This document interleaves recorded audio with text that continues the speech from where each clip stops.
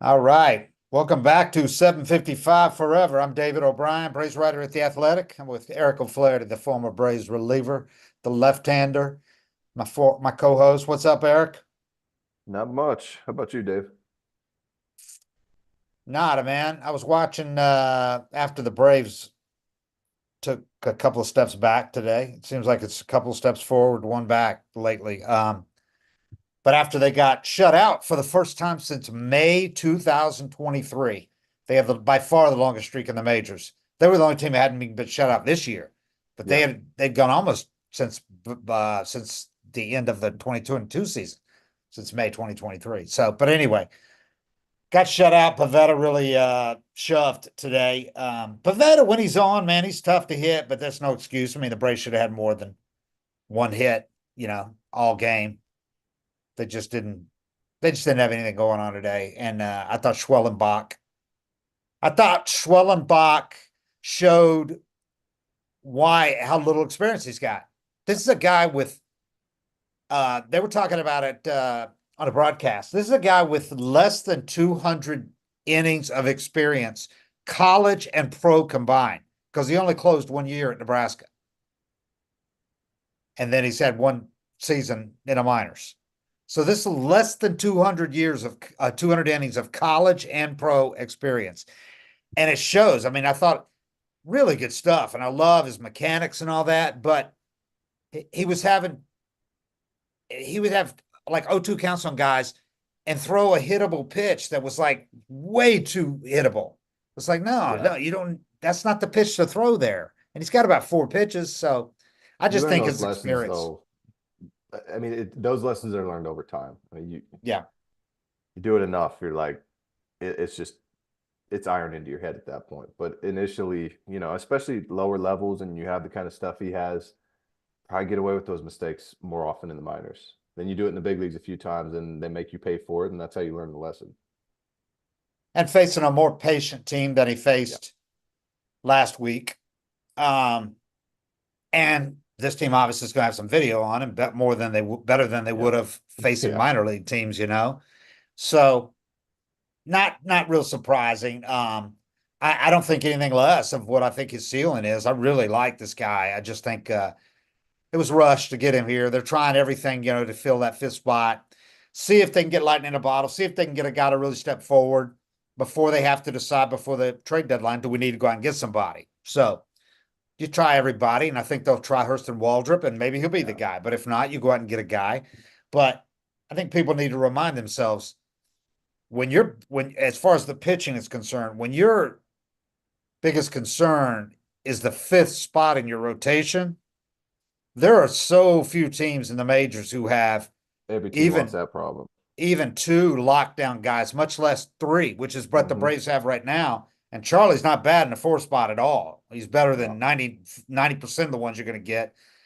But what they have in 1, 2, 3, those guys are just rolling right now. I mean, they just got to keep them healthy. And you don't need to worry about your fifth starter, but it is something you want to take care of during the regular season because you don't want to have to keep cycling guys through and you don't want to have to wear out your bullpen and all that. But Well, you're man, probably what thinking too, like there's a chance that, one of these guys isn't one of our top three gets hurt, sure. so You you want to have to have have that depth. yeah. Um, but meanwhile, what the first three and even Charlie most days are doing to preserve the bullpen Yeah. is phenomenal. On top of what they're doing with the extended periods of sub 2 ERA pitching. Um, what Sale, Freed, and Ronaldo Lopez are doing is phenomenal. I mean, and that's the reason that and Marcelo Zuna is the reason why this team is In it. still Yeah. basically the same record as you had last year instead of being Yep. about 500 team. I mean, that's the difference makers right now because the nobody else in the lineup has really gotten gone for any extended period. Although they certainly have shown encouraging signs lately, especially Olson. He's hit for a few weeks now. They're going to have some dog shit games where nobody's hitting like today. Um, but he's hit a lot better. Kelnick has hit much better, He looks way um, better. way better. And the defense has been phenomenal. He made a great catch today. And I think they avoided what could have been a catastrophic injury to lose him, then you would have had to go out and get somebody. But he did one of those sliding catches where a lot of guys get hurt. We seen Duvall get hurt a couple of times like that. Yeah. Sliding catch, his glove hand got twisted underneath him. It was a great catch. And it looked bad initially. Looked like it might Was have it done his something. wrist or his thumb? I couldn't tell. I think it was the thumb, but they had the wrist taped. So, Okay. but he stayed in, and then they pinch hit for him. But that was more because they're getting blown out, and why not get Pete Martinez and at bat and get him out of there and get it on ice and see what. But the Yeah. fact that he stayed in was a really good sign, and also avoided what looked like a bad injury. Although, if you've seen enough of these things, you knew that when Sean Murphy got hit last night and it immediately exploded. It got huge before he got to first base. It was like within 20 steps, it was huge. Well, that's not what happens when somebody breaks a bone. That's a bursa sac. That's those Yep. elbows. And that we've seen that happen before. And we saw Tyler Flowers get one hit one time on the arm and it immediately went up like that. Yep. But I thought when Murphy got to first base and was shaking his arm for the trainer to test it, I'm like, that's not broken. I mean, it's not a broken because you're not gonna. He's gonna be he's gonna be excruciating pain if you break your elbow, break the Yeah. I tip off mean, that probably more just olecranon. like, is this okay? You know, can Right. you guys just come verify that it doesn't hurt that bad, but it looks like there might be a problem here. It looked like there was an egg underneath there, Yeah. if not more. Yeah. The good news was it was mostly gone today. So they obviously put it on ice, took care of it, gave him some medication, gave some anti-inflammatories, whatever they had to do. So he's going to avoid the IL. And probably he wasn't going to catch today anyway. It was a day game after a night game. So I'm not going to be surprised if he's back in there tomorrow. If not tomorrow, then certainly the day after. So, but that was kind of scary initially because he got hit right on the elbow and you thought, oh shit. But so that's back-to-back days where it looked kind of bad initially, and neither one of those guys was hurt bad. So they go to face the Nationals for another really weird scheduling. You just played them in a 4-game series I've here. never seen this. I haven't either. Now you play them in another 4-game series there. I've seen So it you're gonna with play threes or a 3 and a 4, but not four back-to-back fours, this close together, eight even in games the same against one season. team in a Yeah. span of like 13 games. Yeah. So that's weird. But the Braves are going to run to all 4 of their best guys out there, starters. So they got a real chance to do some damage here, win 3 out of 4 like the Nationals just did to you down here. So, but, I think overall, I'm not going to, today was terrible offensively. They look bad, but I'm not going to change my opinion on what they've done the last couple of weeks. It looked a lot better, and some guys are hitting the ball. Today was just not one of those days, but, anyway, I was watching Skeens tonight, so I was telling you, I was watching the Pirates face the Dodgers. And man, when he faces, I mean, that guy's just ridiculous stuff. But when he faces a team like the Dodgers, it's a little more difficult than facing the Hmm. teams he did before. I think he faced the Cubs twice. The Dodgers have just got so many guys up and down that lineup. But he made Ohtani look terrible in the first at bat, blew him away. And then Ohtani gets a home run off of him. Um, but second, third time through the order, he wasn't just mowing down guys like he did the first time through. So even a guy that throws 101 and has a nasty split, even those guys need to get experience before they can handle a lineup like the Dodgers and Yeah. dominant. But they I think won. it's The when it Pirates won. starts to actually, you face those really, really good lineups. That's when it starts coming down to pitch selection and execution and stuff. Like, if 3 out of 4 teams he faces, he's just going to be able to show up Right. and use his best stuff. But those deep lineups of experienced hitters, they're going to make him pay for mistakes. They're going to sit on pitches. They're going to have an approach against him, and that's why the Dodgers are always so tough, because it feels like a Yeah. uniform approach that they're taking to against the pitchers. And not to equate that with the Red Sox because they're not a great lineup, but they do have a few experienced hitters in there, and they made Schwellenbach work today, and he gets up 0-2, and he's got to learn what pitches to throw on 0-2. I mean, he had a great catcher, an experienced catcher that back there calling putting out signs for him, but he was missing a little bit, and he was leaving 0-2 pitches over the middle of the plate several times. Yeah. So he's got really good stuff, but he doesn't have that kind of stuff. You can't just leave fastballs over the middle. He was dotting the corners to get ahead, but then he was leaving play. It's like he was almost like, all right, I'm gonna finish this guy. I'm gonna throw him a strike, instead of looking at, all right, this I guy think can you waste try this to. pitch. I think a lot of young guys try to be better. That's like the one of the biggest lessons I learned is like you'll see a guy throw a perfect slider, right? And it gets him to a 0-2 or 1-2 count. Dirty, they get a bad swing and they go try to throw a better one. And when you Yeah, up that effort level or try to put more spin on it or really yank it, that's when you cast it and leave it middle. And that's just a lesson. It's one of the hardest lessons to learn because you get a guy 1-2, get a bad swing, I'm gonna punch him out right here. Here comes my best slider. And you're 90% slider is probably the best one, but you go to 100, hang it, or leave it in a bad location or pull off it and bad things happen. It's really hard to just trust that that last one was perfect. Just do that again. Everybody always tries to be better, and you're at Fenway, you're facing big names, certain guys you've seen before, and you just try to do a yeah. little too much, and it's just one of those lessons you learn over time. But that's the experience thing we're talking about. And that's why I hope they keep him up for another start. I haven't seen that they've optioned him yet, so I hope they keep him up. They got an off day before Baltimore. They got the four nationals, and they got an off day. So I mean, they can option him if they want, or they could keep him up and give those guys an extra day of rest and all that. But I like having him here because he just had a week here, 6 days here to talk to guys like Freed Hmm. and Charlie and Sale. And after a day like today, I think you can really learn a lot talking to those guys and being around and them showing because I see those guys sitting in the dugout all the time, like a couple of the starters who aren't pitching that day, and Freed and Sale and Charlie, they're all great about talking to these young guys. Yep. And I just think he can learn so much more doing that than he can learn, blowing away AAA hitters or double A Yeah. hitters, whatever he was. Now he'd be in AAA. I just think that's like going to school, having those guys and the backup, the second catcher in the dugout, all. So here's what you didn't do, that kind of thing. So We just have a hopefully they keep him up. conversation with them, what they saw, and the things that, like what I just said, that was something that somebody taught me. It was a player telling me after I hung an 0-2 slider in a big situation. He's like, "Why do you think you hung that?" And you talk through it, and they say, "Well, I was trying to throw the dirtiest, slider ever. It's my first month in the big leagues, big situation. I got caught up in the moment, and you have these conversations and then pretty soon it's like you've thought about it, you've talked about it enough. You get the next time you get in that situation, you're like, all right, that one I just threw, that's the pitch. I got to swing and miss. I got the result. Yeah. Just stay right there, stay at that effort level. And pretty soon it just becomes second nature. It's not something you have to think about. But initially, you kind of got to take a deep breath and have those thoughts and apply them. And I saw a couple of guys talking to him in the dugout after Cranny talked to him right when he came out, was talking to him for a while. And one of the other pitchers was talking to him too. So anyway, um, growing pains, growing baby steps.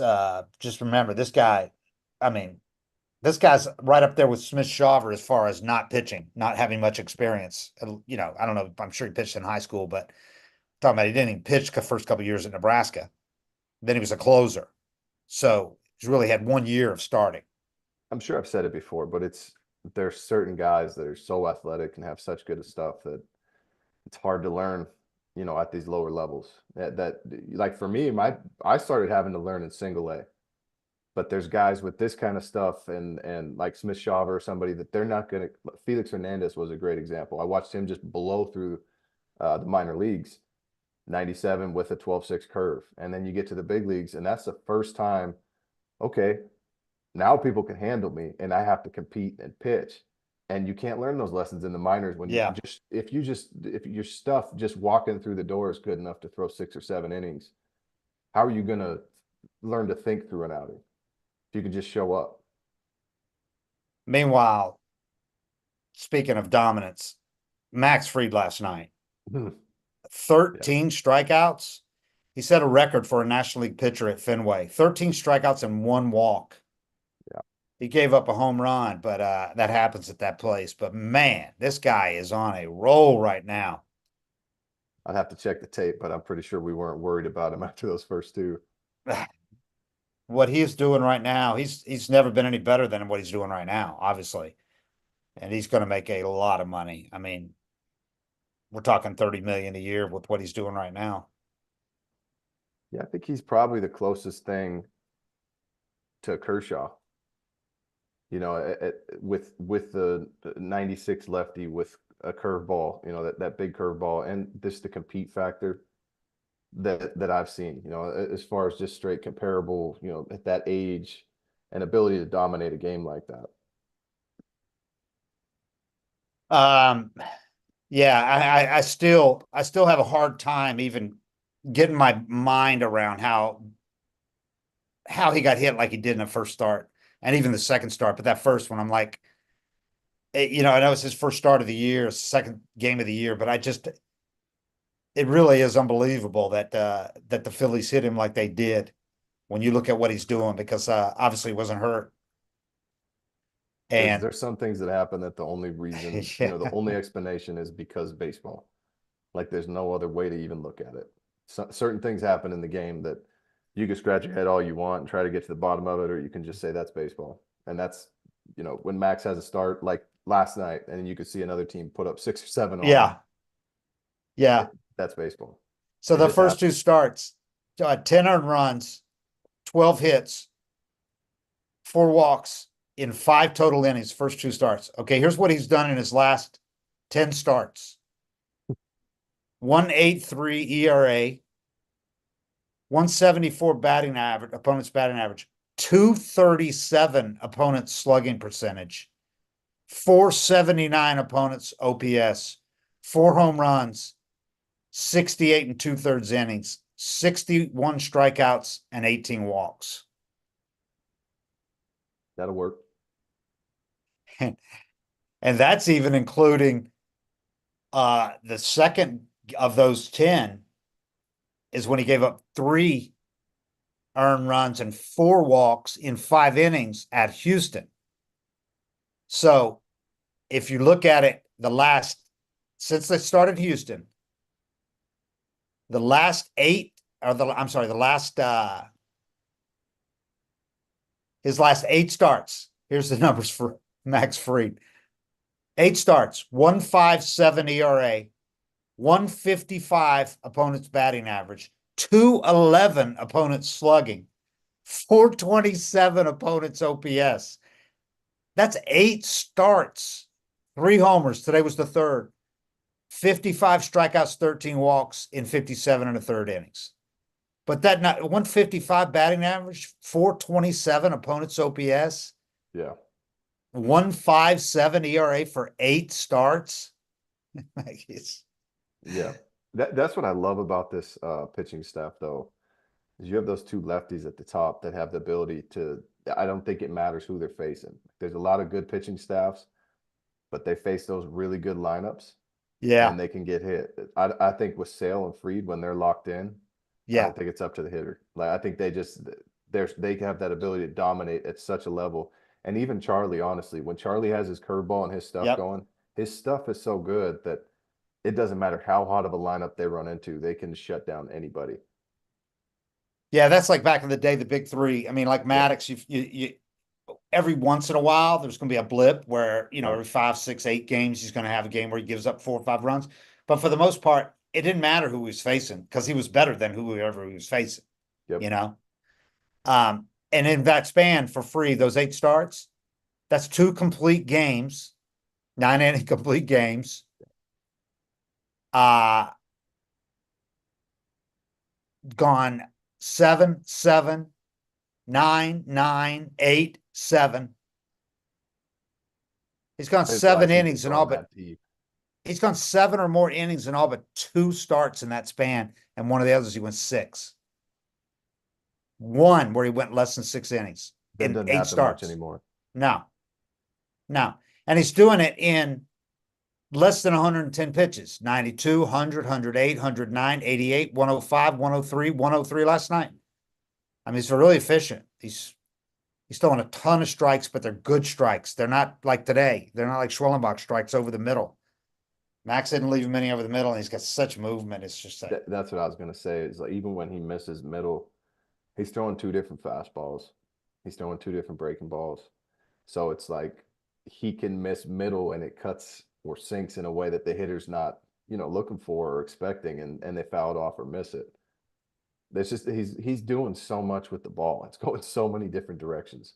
I mean, Yeah. he'll mix his changeup in too, but he'll throw. Sometimes I always have to look at it and wonder if he's doing it on purpose or not. Because sometimes he'll throw like a 95-mile-an-hour fastball that looks like it cuts a foot and a half, and I'll think he, yanked a slider or something based on the Right. movement on TV, and then 95 pops up, and I need you to ask him if he's doing that on purpose or if it's just something that happens. But if he could do that every time, it's like a Mariano cutter.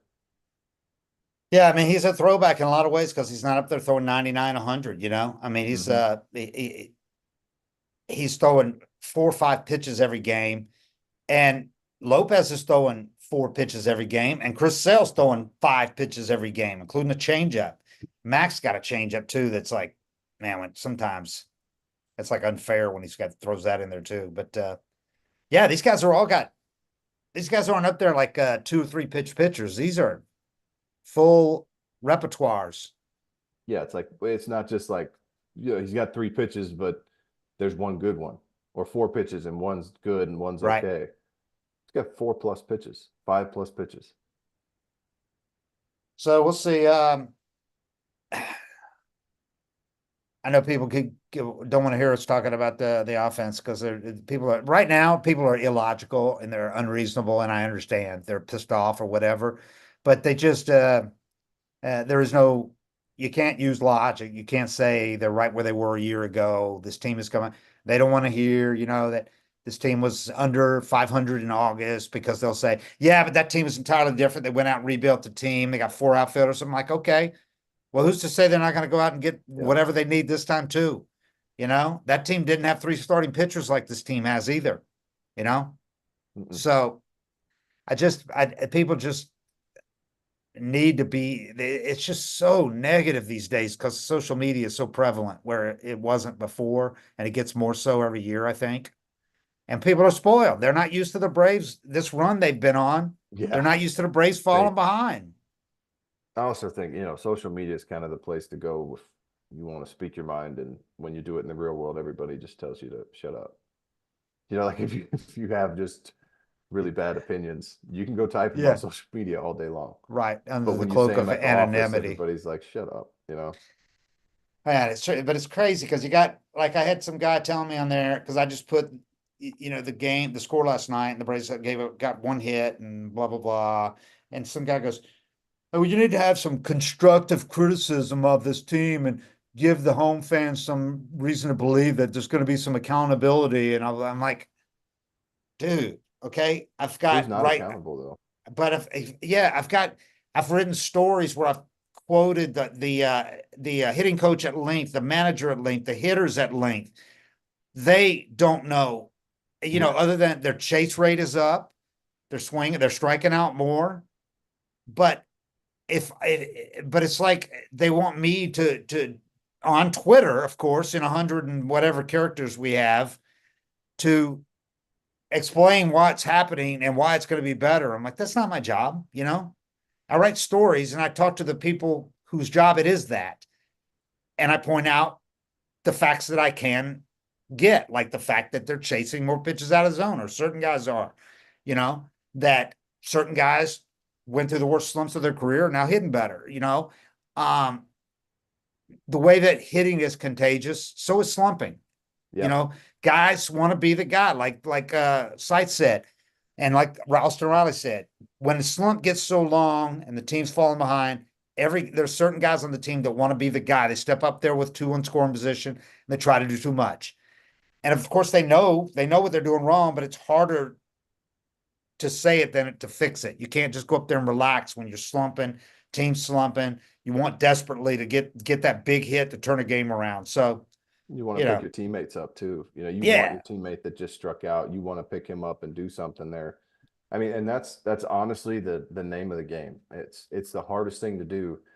And that's why I'm never too excited about prospects until I see what they do under the bright lights, with 35,000, because that's when you get challenged mentally. You got to control your emotions. So as a team slumps and does worse and worse, and there's more and more pressure, and you try to do too much, like it's never good to be trying too hard in baseball. Like right. some of the best players are the guys that honestly you talk to them and they couldn't give a shit. They are the most even keel guys, and nothing seems to affect them. And I don't know if that's something you're born with, but you can definitely train it and you can definitely learn it. But it's just it's one of those things that is so hard to apply and slow yourself down in the moment. But that's why you always hear that quote and that term, slow the game down. Because when you slow it down, you realize like he's going to pitch me away. If I just flip a ball to left, we're getting two. It seems pretty simple, but it's really hard to stick with that. Chipper always said, you don't go up there squeezing the bat tight and going 100%, trying your hardest to swing as hard as you Nope. can. Chipper said, I forget the percentage, but I think he said 75%, because the guys that are up there going at Yep. 75% are the ones that get it done. You Yep. know, that he didn't go up there going, all right, let's go. Let's get these 2 runs in, swing as hard as I can, squeeze the bat handle to dust. Well, you can see it too. You can see certain hitters get in there and they look a little stiffer or Yeah. jumpy, or they look tense and they swing at a first pitch slide in the dirt and then they get worse and it just kind of steamrolls on them. And vice versa, you could see the guys, and these are the guys that everybody loves. And I know Clutch isn't, I don't even know what the thought is on Clutch anymore, but you can see certain guys go up there, and when there's the most pressure, they look Yeah. the most comfortable. And they may not always come through and get the hit, but I guarantee they put together a good at bat and barrel something or just miss a pitch. But it's just something that it's the hardest thing to learn in baseball. So the Braves got 4 against the Nationals, and then they're going to have 3 against the Orioles. And the Orioles are damn good too. They're only three Yeah. and a half behind the Yankees. The Yankees are going 5. back and forth with the Phillies with the best record in baseball. Yeah, the Yankees are 44-19. Braves going to be up. We're going up there to New York to play the Yankees here before long too, next month. So got Orioles series coming up after the Nats. Really need to take care of business against the Nats. Said that last week and they didn't do it against the Nats. But before you got 3 up in Baltimore, the Orioles with 39-21. They're 3.5 behind the Yankees. And they are 21-12 at home. Uh, the Orioles are. The Nats are 10-16 at home. So they're actually better on the road. They have been. Braves are now 8 games behind the Phillies. So they're getting dangerously close to that 10.5 game deficit they had against the Mets a few years ago. And this is not the Mets. The Phillies are the No, I mean the Phillies, I Mets don't hadn't think even are been in going the to collapse. postseason when they were doing it. Right, Yeah, it was like right. their last appearance was 15 or 16. But This is a team those, that's gone deep 2 years in a row. yeah, yeah. They're 6-4 in their last 10. The Phillies are, and Braves are 5-5. I the Braves, I know today was 1 run, they got shut out, but 1 hit and they got shut out. But they in the first 3 games of June, because June has been almost everybody knows this by now, but May they've sucked traditionally in recent years. In June, they've been on fire in recent years. So we'll see if that's just coincidence or whatever. But they do tend to get better as the temperature warms up. The balls start to carry better, but we'll see. But the first 3 games of June before today, the Braves had scored 20 runs, had 4 homers and 10 doubles. They were tied for the MLB lead in June for doubles with 10. Kind of all went out the window today, but they had been doing a lot better in the first 3 games. Of course, that was 2 against the uh, A's and 1 against Boston, was it? Or 2 ago? Anyway, I think it was 2 against the A's. Yeah, the Phillies are 44-19. Yeah. Yeah, this exactly the same as the Yankees. They're both 44-19. That's Yeah, doing it. they're rolling, man. They're rolling. The Braves are 34-25. Not bad, not much worse than last year. Like I think a game difference now. But you're 8 games behind because the Phillies are off to the best start they've been off to in their franchise's history, I think, or they Yeah, and were that's out a of your couple of games control. ago. Yeah, Yeah. I mean you don't pick your division.